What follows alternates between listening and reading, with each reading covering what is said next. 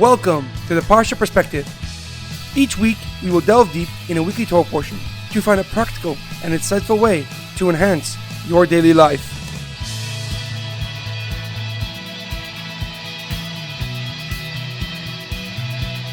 Thank you for tuning in. My name is Shalom Yamini. Each week, we will look in a weekly Torah portion to find inspiration that will complement your daily life and intensify your connection to God.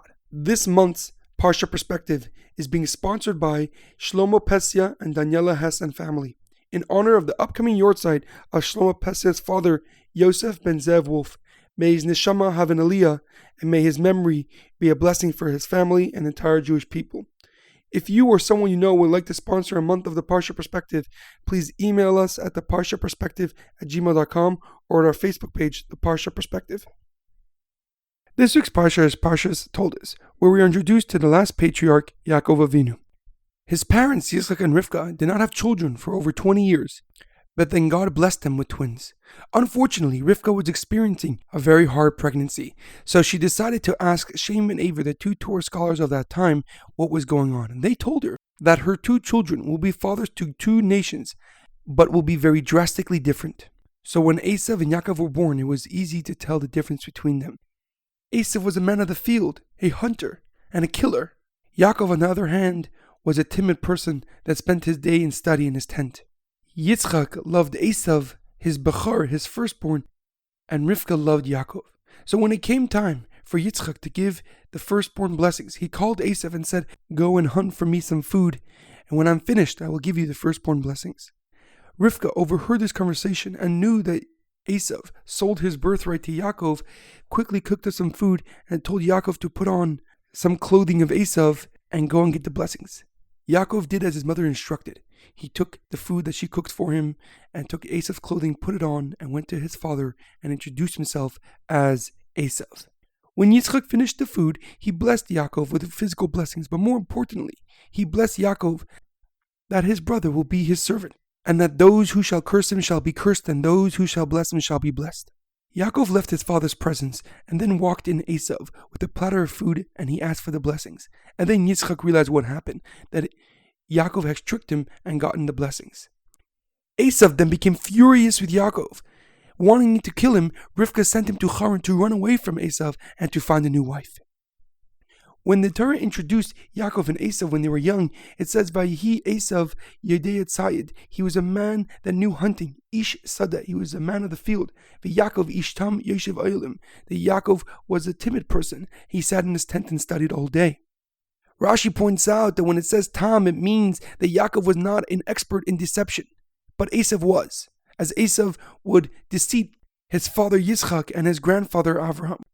And if so, how is it possible that Yaakov was able to deceive Yitzchak into thinking that he was Eisav? How is it possible that he can go and misrepresent himself to get the blessings, if his personality was so timid and innocent?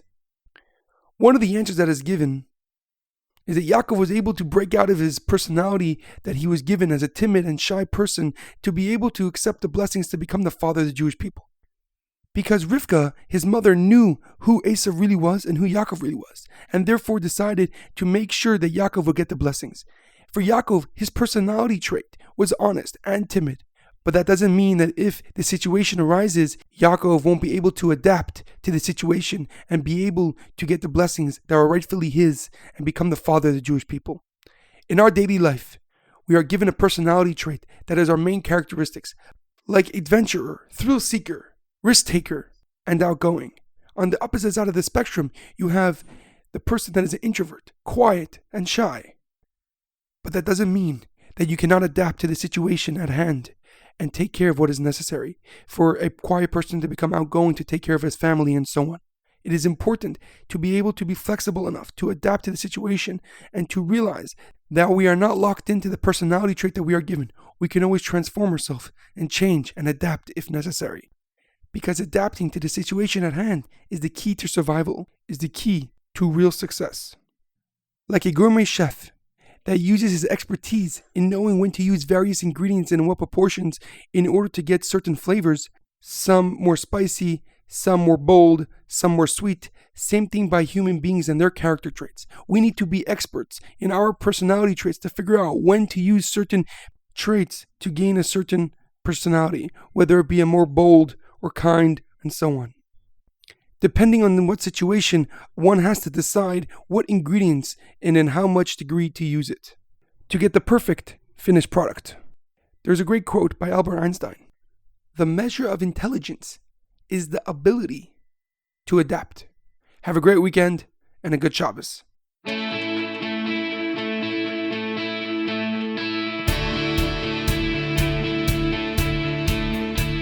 Thank you for tuning in to the Parsha Perspective.